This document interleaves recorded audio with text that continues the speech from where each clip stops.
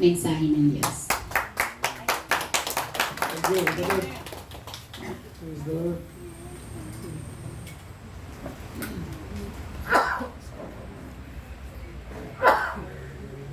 Okay.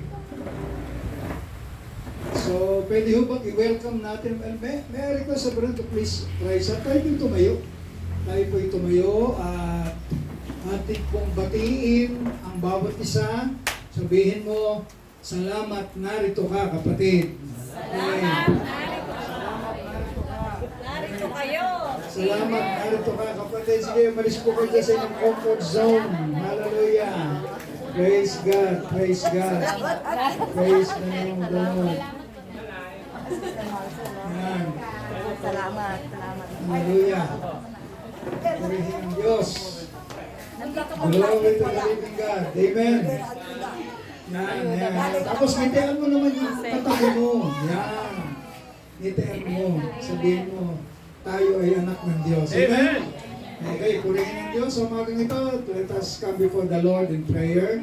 Tayo manalangin. Salamat po, Ama, na dinako mo ang bawat isa upang kami, O Diyos, ay mag-aral at ang mga salita mo na siyang gagabay at magtuturo na lahat ng mga bagay, ang mga salita mo lamang, O Diyos, ang tamang naming basihan ng aming pananampalataya. Salamat po sa mga anak mo na dinako mo, dinala mo sa lugar na ito upang sama-sama kaming magpuri sa iyong pangalan at sama-sama namin saluhan ang mga salita mo na aming pagbubulay-bulayan sa umagang ito. Sa iyo lahat ng papuri, salamat kadakilaan sa pangalan ni Jesus sa lahat ng magsabi na Amen! Amen! May kasamang palakpak! Hallelujah! Sige po, hindi na po tayo maupo. Purihin ng Diyos sa umagang ito. Wina-welcome ko yung mga unahin natin nasa malayong galing. Malayong galing, you know? Galing pa ho ng, 4 na sulok ng Isabela. Tama ba? Isabela nga ba? Oh, Quezon Province pala. Okay. So, si Sister Lady. Ayan. Okay. So, of course, batiin din natin ang ating mga kapatid from Piligan. Sa ating pong gawain ngayong umagang ito. Palakpakan natin si Lord. Huwag kayo mayroon pamalakpak. Ayan, minsan lang yan. Si Brother Roger. Ayan po si Brother Roger. Salamat sa Diyos. Hallelujah. Kanyang may bahay. Dito po si Pasaronic. At saka si... Larnie. Ayan. Okay, so purihin ng Diyos. At welcome bawat isa. Welcome din natin yung galing ng Mindoro. Ate Jessie. Okay, palakpakan natin si Lord mga kapatid. Hallelujah. So, purihin ng Diyos. Sa umagang ito ay hayaan niyo po kung pag-usapan natin about Christmas. Amen? Amen. Dahil, by the way, pag-pray niyo po yung aming pagbiyahe mamaya. Magbiyahe na kami, punta kami ng Cavite for the first time since pandemic. Hindi po kami nakakapag-reunion family. So, kami ay magkikita-kita. Pero hindi pa rin kumpleto. No? Pero andun yung mga apo namin, 8 apo. Yan. Tsaka ibang mga anak namin. At hindi makakating si Christian, nasa Samar. Hanggang ngayon, bumabagyo pa doon sa kanila. Ayun. So, pag-pray niyo po aming travel mamaya. After lunch, kami po ibabiyahe na. Para convoy yata kami nila. Brother Lee, pumunta sila ng Manila lang. But anyway, purihin ng Diyos. So, umaga ito, let us, tayo po ay lumapit sa Panginoon sa pamamagitan sa kanyang salita. Let's talk about Christmas. Malapit na, di ba? Sa 25 na. At batiin nyo nga yung katabi nyo. Merry Christmas. Merry Christmas. Okay. Alam mo, bless ako si Iris. Abutan nyo. So, malapit na sa 25. Pero pag-usapan natin ang Christmas. What is the essence of, ano ba ang ninang ng Christmas? Bakit ba mayroong Christmas? Bakit mayroong Pasko? Okay? Bakit may Pasko? So, ang ating pong tema sa umagang ito is about, yung tema natin, thank God for Christmas. Amen. Magpasalamat tayo kasi mayroong Pasko. Amen. The first Christmas na nangyari noon, thank God for Christmas. At bakit natin kailangan pasalamatan? Alam niyo po ba na ang mensahe ng Christmas ay hindi lang po binanggit ko last Sunday, hindi lang po ito, about sa atin, no? Sa atin. Pero the first, ang Christmas po talaga, kung titingnan natin, may mensahe rin ang Diyos sa demonyo. Magugulat kayo, ano? Gulat kayo, bakit? Now, anyway, tayo po ay binigyan ng authority, ano authority sa Tagalog? Kapangyarihan. Yan. Binigyan tayo. God gave us the authority dito sa lupa because we belong to the kingdom of God. Nasa kingdom tayo ni Lord no? At makikita natin na the kingdom authority ibinigay sa atin ng kapahamalan. Mamaya, isa-isayin po natin, no? Yung authority, yung kingdom ng Lord, ibinigay po sa atin yan para tayo magkaroon ng pamamahala. God gave us the dominion, no? Yung pamamahala. Tuloy natin. At we're created to have, pinanganak tayo sa mundong ito, tayo nilikha ng Diyos to have dominion. Ano ba yung dominion? Pamamahala. To have an authority.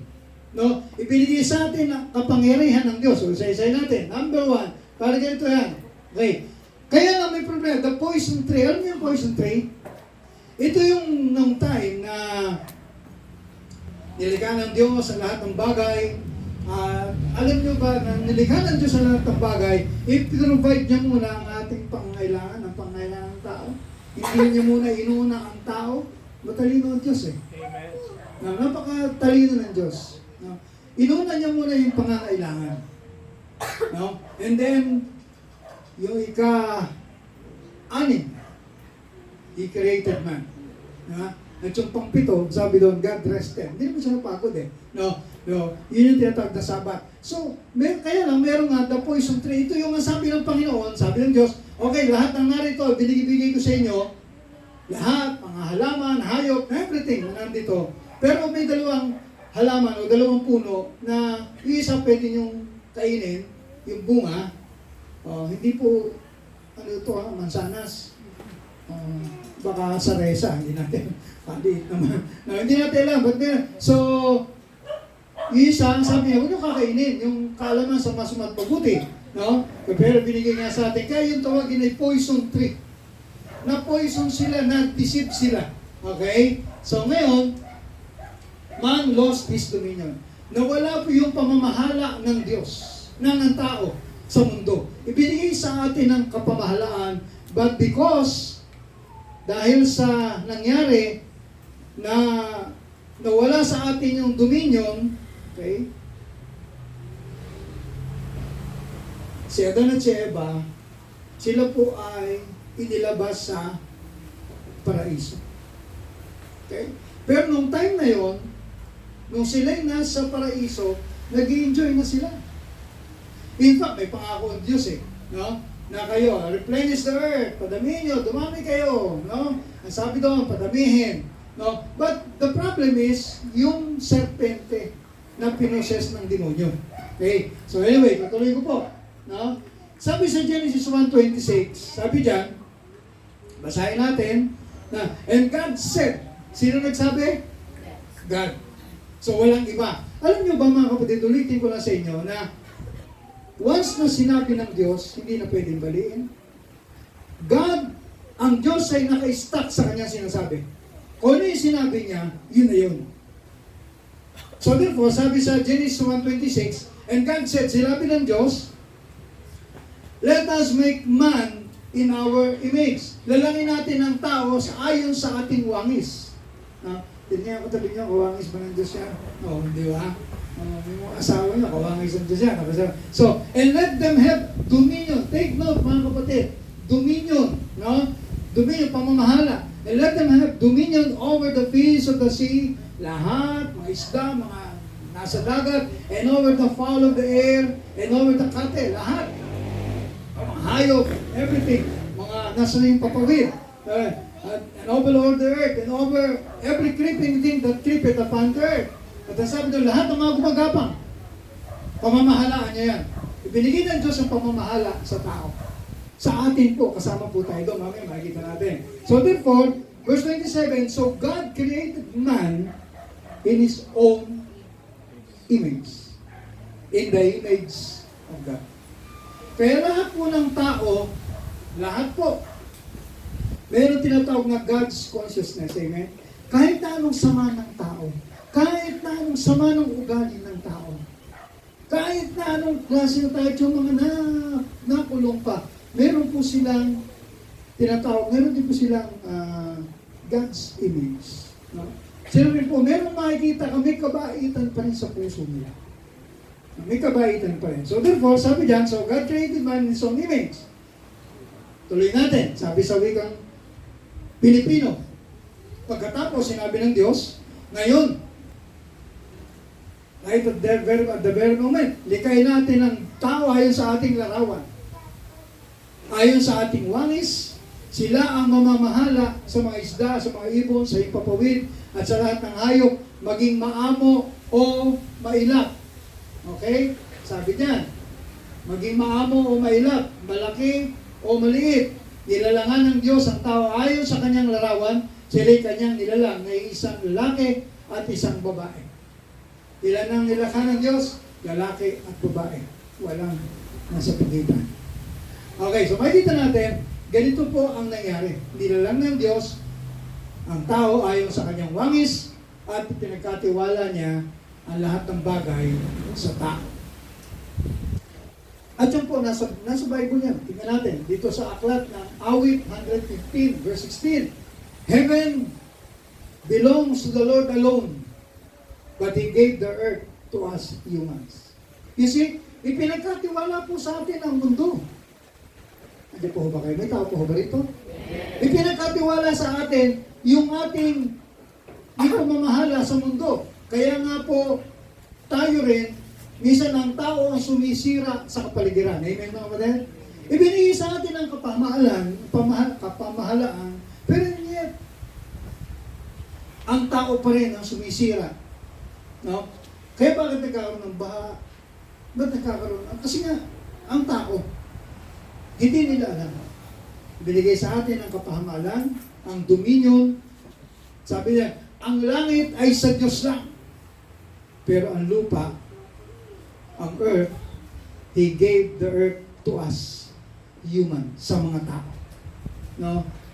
Kaya napakahalaga rin po mga kapatid, ng creation care. Yung pag-aalaga sa kapaligiran. No? Yung bang pagtatanim na maayos, no? At yung mga hindi, kaya nga meron nga ngayon kaya lang, parang late na, sabi ng iba, no? Yung segregation, plastic, nabubulok, hindi nabubulok. Isang beses, nandun kami sa PJJ, 3 pala, nabubulok, hindi nabubulok, at meron isa, kadiri. Ito kadiri. Ito yung mga gasa. Tinignan ko ulo sa picture no? So, 3. No? So, merong separation.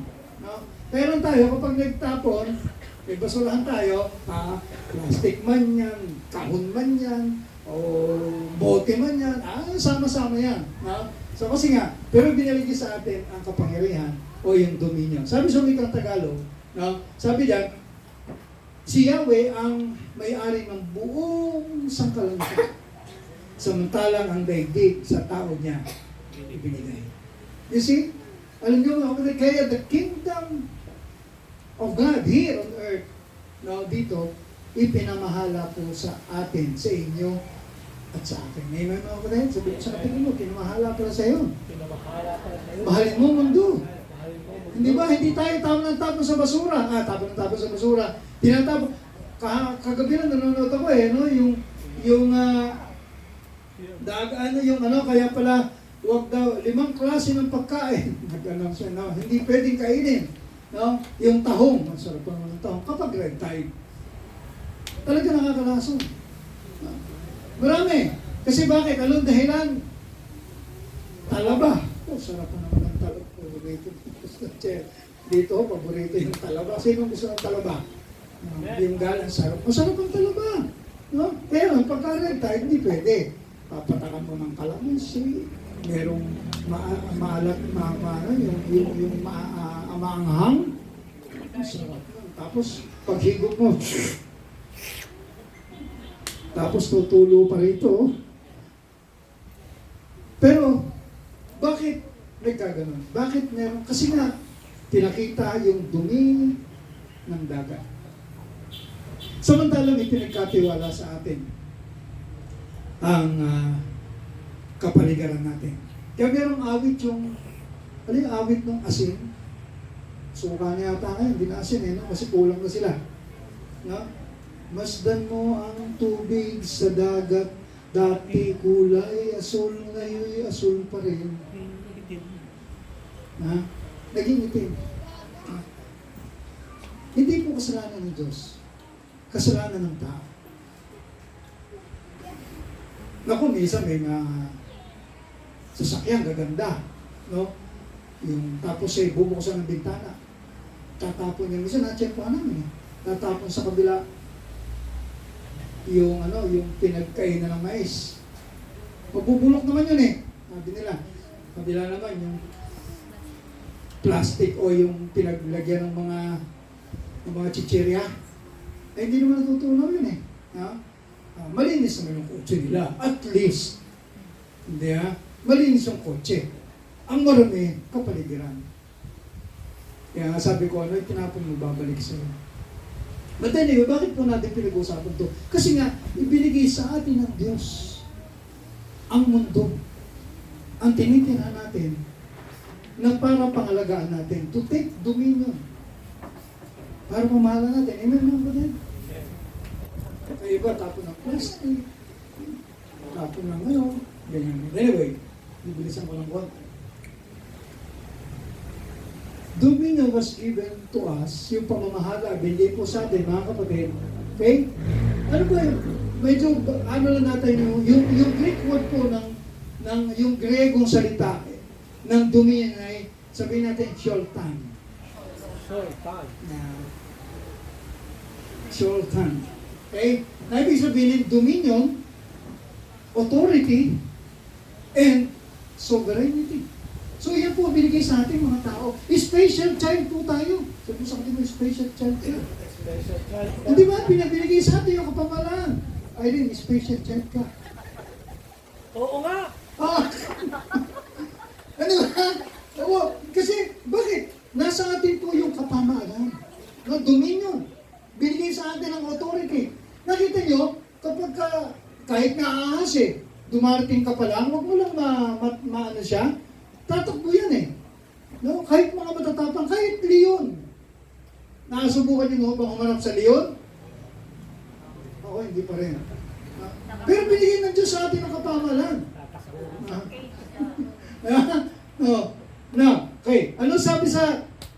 Meron pa po Ang sabi, sa Greek word, equivalent ng Greek word doon sa, in-associate ko ito sa dominion authority, ang tawag po, exousia. Hindi exhaust na siya. Hindi exhaust siya.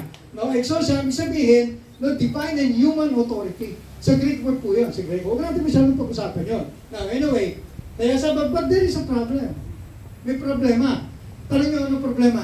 Ano po? Ano problema? The problem is, before the fall of man, bago bumagsak ang tao, before the fall, bago bumagsak ang tao, sabi diyan, sa Genesis chapter 2, verse 21, then the Lord God made the man fall into a deep sleep. Pinatulog. Diba? Yung lalaki si Adan. Okay? But anyway, the word Adan, ibig sabihin man. Kaya yung woman, man din yun. Kaya isa yun.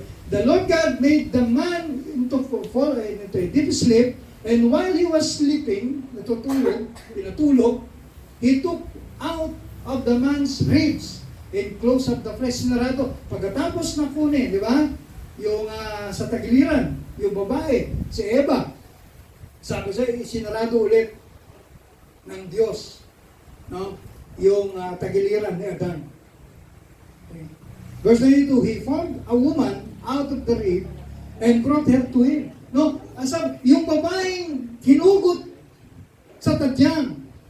Kayo mga babae po dito, yung mga asawa niyo, kayo mga hinugot sa tadyang ng inyong mga lalaki. Ng inyong mga lalaki, ng mga asawang lalaki. No? Sabi nga ng iba, kaya ang mga lalaki raw galing sa lupa. Inulit ko lang ito Kaya galing sa lupa ang lalaki, kaya pag namatay, tumanda umoy lupa. Hindi po, lahat po tayo. Kasi galing din kay stadyang namin. Okay. So sabi niya, he formed a woman out of the rib and brought her to him. Dinala ng Diyos kay Adan yung babae, si Eva. At doon nagsimula, sabi niya, doon nag-start yung salitang woman. Woman! Doon nagsimula. Doon nagsimula ang problema. Mukhang dapat ng counseling doon dalawin bago umalis kami punta. Pare, oh. Dinala yung babae, kaya Dan sabi niya, woman! Woman! Kaya doon ang galing yung salitang woman. Wow, Joke man. lang. Di ba? Then the man said, at last, sa wakas. Kasi wala siyang, kung babasahin natin, paborito ko rin po itong mga talatang to eh. Kasi kung babasahin natin, kung mula simula, nilikha ng Diyos ang lahat. Lahat ng mga hayop. Pero sabi, walang kaparehas na Adan natagpuan siya kasi puro mga hayop yun. No? At kung makita niya itong babae, wow! Sabi niya, he formed a woman. Sabi niya, then the man said, ito na! Ang nakakita, si Adan. Kami ho, nung makita ako ng pastora, siya nakakita sa akin. Ay, hello. Joke lang. No. So, makikita natin, at last, here is one of my own kind. Parehas na species ko. Babae. No? At ang sabi diyan, bone taken from my bone. Diba? And flesh from my flesh. Ang sabi diyan, woman is her name because she was taken out of man. Wow. Kaya mga kapatid, yung mga asawa niyo, kaya pag ako nagkakasal, ang babae hindi po kinuha sa ulo. No, para manduhan yung lalaki, dapat dito lagi ginagawa. Dapat ganyan yan. Sabi mo na asawa, yes darling, yes darling, yes darling. Dapat ganito ang gagawin, yes darling. No, hindi na naman kinuha sa talampakan para tadyak-tadyakan ng asawa. Saan kinuha? Sa tigiliran. The one alongside. Laging mamahalin. Uy, hindi po ba kayo? Laging mamahalin, hindi laging sisigaw. Hay! Nung nagliligaw, ako hawak-hawak ng kamay, tatawid sa kalsada, hawak. Huh? Tapos alalay na alalay. No, nung matagal na, nagkaanak na, no, meron ng apo, pagtawid ng kalsada, hey! Bilisan mo! Sinisigaw na. Hindi po ba? Pero wala dito nun. Sabi mo sa kapatid mo, hindi ikaw yun. Hindi ikaw yun. Ha? Okay. So, sabi niya, woman. Okay? So ngayon, mga kapatid, the fall of man. Nagkaroon ng problema. Ang sabi niya, but the Lord God called the man and said to him, kasi nagka-problema eh. Sabi ng Diyos, huwag niyong kainin tong bunga ng masama't mabuti. Yung kaalaman sa masama't mabuti. Pero yun mas pinili na yun. Bakit? Because of the serpent. Pinoses yung serpent ng demonyo. Ng diablo. Ang sabi sa verse 9, but the Lord God called to the man and said to him, where are you? Nasaan ka kasi nung una, sila po yung walang mga saplot. Hello? Wala silang saplot. No, wala silang kahit ukay-ukay, wala sila. Wala silang suot, saplot. Pero andun sila, pag-gala-gala doon. Eh, dalawa lang naman sila eh, no? So, yun. Ngayon, ang problema, nagkasala. Basta tuloy natin. And he said, verse 10, and he said, I heard the sound of you in the garden and I was afraid because I was naked and I hid myself. Sabi ng lalaki, narinig ko ang iyong ang tinig sa garden at ako'y natakot sapagkat ako'y nakahubad. Nalaman niya ngayon, hubad na siya. No? At sabi nun, at ako'y nagtago sa iyo. Sabi ng Diyos, He said, who told you that you were naked? Sino nagsabi sa iyo? Diba? Sino nagsabi sa iyo? Ang sabi ng lalaki, sabi ng Diyos, have you eaten of the tree of which I commanded you not to eat? Yung bang pinagbabawal kung bunga ay kinain mo? Sabi, merong pilosopo nung nakita nyo, walang alam ng Diyos, hindi alam kung nasa si Adan. Hindi po. He is just trying, ang Diyos, sinusubukan lang niya si Adan. kung magsasabi ng totoo. No? Kaya sabi niya, kinain mo ba yung ipinagbawal kong huwag kainin? Ang sabi niya, the man said, ito na. Itunuro yung babae. The woman whom you gave to be with me. Sinisi pa ang Diyos? Yung babaeng ibinigay mo sa akin? Samantalong, bakit? Dalawa lang sila nun, no? Eh, ngayon ha? Minsan sinisisi pa. Sorry na kita sa nanay mo. Diba? Ang sabi niya, the woman you gave to me with me, she gave me fruit of the tree and I ate. Eh, sumunod naman siya eh. Ang babaeng ibinigay mo sa akin, kinuha yung bunga, at ibinigay sa akin, at kinain ko naman. Oh, masunurin naman siya dan. Di ba? Member siya ng puksa. Huwag natin pag-aralan muna kung ano yung puksa. Baka mamaya tanong sa akin kung ano yung puksa. The woman you gave to me, with me, she gave me fruit of the tree, and I ate. Then the Lord God said to the woman, what is it? What is this that you have done? Ano itong ginawa mo? The woman said, the serpent deceived me, and I ate. Tinuro ni Adan yung babae, at si babae naman, itinuro yung serpente. Sabi naman ng serpente, oh, ako na. Wala siya maituro eh, no? Hindi naman niya pwede ituro si Brother Jesse, wala pa nung time ng si Brother Jesse. Okay, so makikita natin, sabi, yung babae, and then sabi yung husband, no? Sabi niya nag-deceive ako. Aminado siya. No, aminado ang si Eva. Okay, tuloy natin. Now, sabi niya, the first announcement of Christ coming. Alam niyo ito, series po ito. Series na naman ito. No, yung isa, yung spirit of Jezebel at saka Absalom, January. Okay.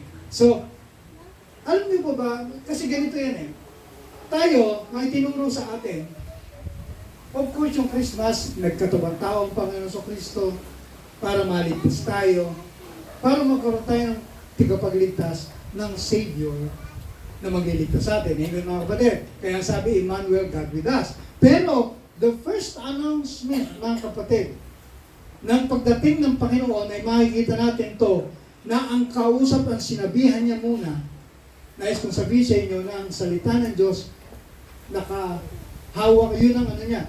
He is trapped by His word. Now, tingnan natin. Ang sabi niya, the Lord God said to the serpent, wala naman ito yung serpent, diba? Hindi niya binalakan si Adan. Take note of this word. Tingnan niyo hindi niya binilikan si Adan at si Eva. Bagkus, ang sabi ng Diyos, the Lord God said to the serpent, because you have done this. Sapagkat ito ang ginawa mo, hindi niya sinisi yung dalawa. Hindi niya sinisi, pero merong consequence dun sa kanyang ginawa. Ni Adan at Eva. Pinaalis sila sa Garden of Eden. Pero, alam niyo ba, pag binasa niyo yung Genesis, nung bago pa alisin si Adan at si Eva, dahil alam nilang sila, ang nakatakip lang sa kanila ay fig tree. Yung leaves, na fig tree. Fig leaves. Pag tree, laki nun. Talmang salamat, meron asawa. Paalala sa nakakalimot. Di ba? Yung fig leaves. Di ba? Nagtakip sila. Kasi natakot sila Pero alam nyo, pag binasa niyo yung Genesis, balikan niyo yung aklat ng Genesis. Kung meron po kayong Bible sa bahay. And I hope meron. Ang Diyos, bago sila inilabas sa Garden of Eden, sila po ay dinamitan. Ang Diyos mismo ang nagpatay ng hayop alang-alang sa mag-asawa na pinalabas. Bakit? Kailangan po talagang ilabas sila sa paraiso sapagkat ang sabi ng Diyos, iisa na natin, kaysa natin ang tao, alam nila masama't mabuti, at pag kinain nila yun, hindi na sila mamamatay. At binihisan ng Diyos si Adan at si Eva. Ganyan po tayo kamahal ng Diyos. Amen? Hallelujah. Ganon sila kamahal ng Diyos. At hanggang sa ngayon, God is love. Kaya mahal po tayo ng ating Panginoon. Na, nung sila'y dinamitan, binihisan sila, nagpatay ang Diyos ng hayop, at yun yung tinatawag na unang sakripisyo. The first sacrifice. Now, nasabi dito, nasunod tayo. Cursed are you above all livestock and above all beasts of the field. Isinusumpa kita. Kasumpa-sumpa ka. Sabi dun sa serpent. Sa lahat ng mga beasts, sa lahat ng nasa field. On your belly you shall go and thus you shall eat all the days of your life. Gagapang ka. Yung belly mo, o yung dibdib mo, o yung ano mo, yun ang ipanlalakad mo. Kung nila akong tanangin, bakit siya, meron bang paa ang ahas noon? Hindi ko alam. Baka meron. So ngayon, ang sabi diyan, eto ang matindi. And I will put enmity between you and the woman, and between your offspring and her offspring. He shall bruise your head, and you shall bruise his heel. Ang sabi doon, I will put enmity, pag-aawayin ko kayo, mag-aaway kayo, no? Between you, yung enmity, alam niyo po ba yung sabihin ng enmity? Ang enmity, hindi po pwede magkasundo. Yung between two parties. Kaya enmity. Kailanman hindi pwede magkasundo. Parang politika lang yan. No, alis natin politika. Wala tayo sa politika. And I will put enmity between you and the woman. He's talking about yung babaeng manganganak. Hindi pa natin alam noon kung sino sa Old Testament. Ha? And between your offspring and your offspring, yung kanyang supling at ang iyong supling, mag-aaway, ang sabi doon, he shall bruise your head and you shall bruise his heel. Ano sabi? Susugatan mo, susugatan, tatapakan niya, no? May kinanta tayo kanina di ba? Ano yung kanita natin? Yung... Lord is my power. He will crush, di ba? You will crush, di ba? Nasa Romans yan He will crush the devourer. Sabi niya, he shall bruise your head and you shall bruise his heel. Sabi sa serpent, alam niyo ba mga kapatid ang kahinaan ng ahas? Ahas. No? Ang ahas, pag pinutol mo yung buntot niya, tutubo pa ulit yun. No? Parang sungay. Pag tinanggal mo sungay, tutubo ulit yun. Pag tinanggal mo yung kalahati, tutubo ulit yun. Nasubukan niyo ba yan? May tubulate. Di ba? Uy, dyan po ba kayo? Ha? Hindi pa nasubukan? Okay. Mamaya magawin kayo bulate. Assignment yan. No. Pero ang serpent po, ang ahas, kapag tinapakan mo sa ulo, wala na siyang buhay. Doon siya mamamatay. Kaya sabi diyan, he shall bruise your head and you shall bruise his feet. Now, tingnan niyo po ito mga kapatid.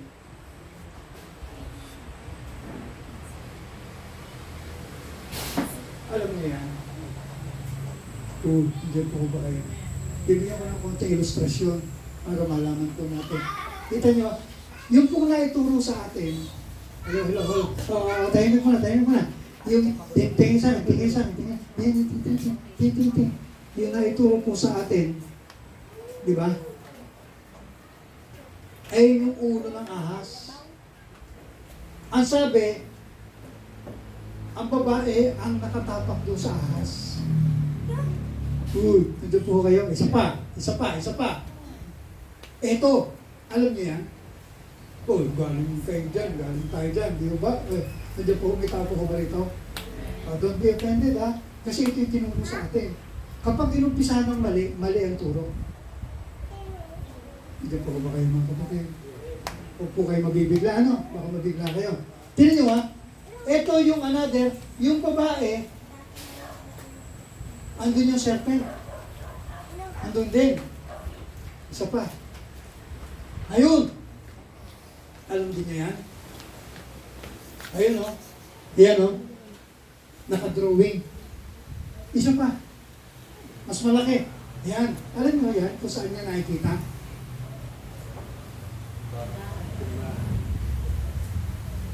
Ang itinuro sa atin, yung babae ang tatapak at yuyurak sa ulo ng serpent. Ito po ba kayo mga kapatid? Pero ang totoo, ang sabi dyan sa binasa natin kanina, I will put enmity between you and the woman and between your offspring and her offspring. Sa kanyang anak siya na. Yung bang word na he, panlalaki o pang babae? So, sino ho yung tatapak, lalaki o babae? Lalaki. Ito po ba kayo? Okay, open ha? Kasi baka sabi mo na, hindi si Bishop eh.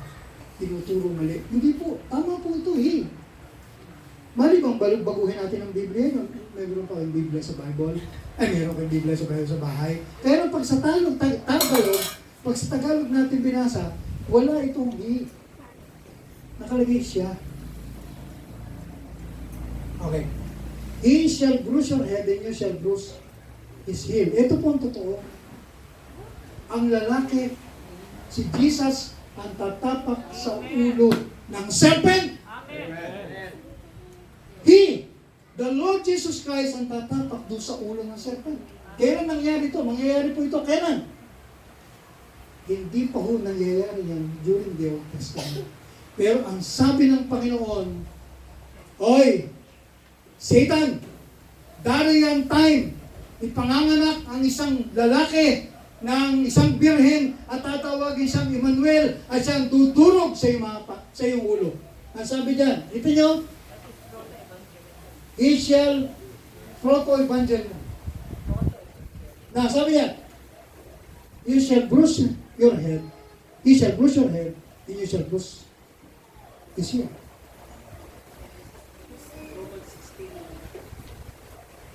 Ayan po, he will crush your head. Ang ahas, pag tinapak mo sa ulo, wala na siyang pakinabang. Pag namatay siya, tama ba ako? May tama ako. Diba? Kalito, may tama ka? Oo, tama. Eh, may naman ka ito. Eh, suka. Diba? So, makikita natin, isa pa. Meron ba ba? Sa cross of Calvary, doon na tinapos ng Diyos si Satanas. Hello? Kaya ang unang mensahe ng Christmas is about crushing the head of the serpent. Hello mga kapatid? Hindi ba kayo totoo nun? Amen. Because of the death of Christ, nung mamatay si Kristo sa krus ng Kalbaryo, sabi ni Satanas, nagtatawa siya, sa wakas. Kaya yung dumi